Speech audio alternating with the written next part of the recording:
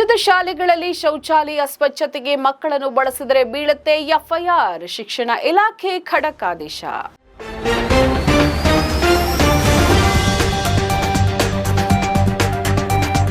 ರಾಜ್ಯದ ಸರ್ಕಾರಿ ಪ್ರಾಥಮಿಕ ಮತ್ತು ಪ್ರೌಢಶಾಲೆಗಳಲ್ಲಿ ವಿದ್ಯಾರ್ಥಿಗಳಿಂದ ಶೌಚಾಲಯ ಸ್ವಚ್ಛಗೊಳಿಸುವ ಅನಿಷ್ಟ ಪದ್ಧತಿಗೆ ಬ್ರೇಕ್ ಹಾಕಲು ಶಾಲಾ ಶಿಕ್ಷಣ ಇಲಾಖೆ ಈಗ ಅಂತಿಮ ಎಚ್ಚರಿಕೆಯನ್ನ ನೀಡಿದೆ.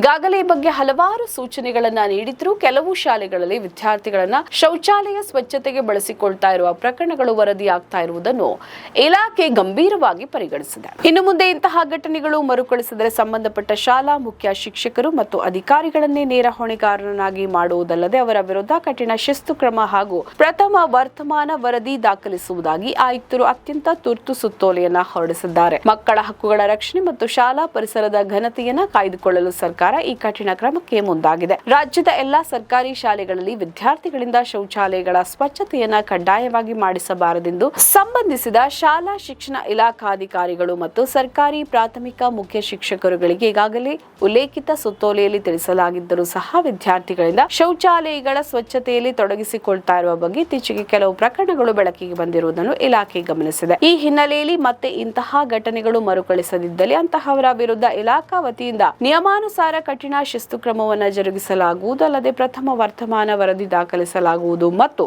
ಸಂಬಂಧಿಸಿದ ಶಾಲಾ ಶಿಕ್ಷಣ ಇಲಾಖಾಧಿಕಾರಿಗಳು ಮತ್ತು ಸರ್ಕಾರಿ ಪ್ರಾಥಮಿಕ ಅಥವಾ ಪ್ರೌಢಶಾಲಾ ಮುಖ್ಯ ಶಿಕ್ಷಕರನ್ನೇ ನೇರ ಹೊಣೆಗಾರರನ್ನಾಗಿ ಮಾಡಿ ಶಿಸ್ತು ಕ್ರಮಕ್ಕೆ ಶಿಫಾರಸು ಮಾಡಲಾಗುವುದು.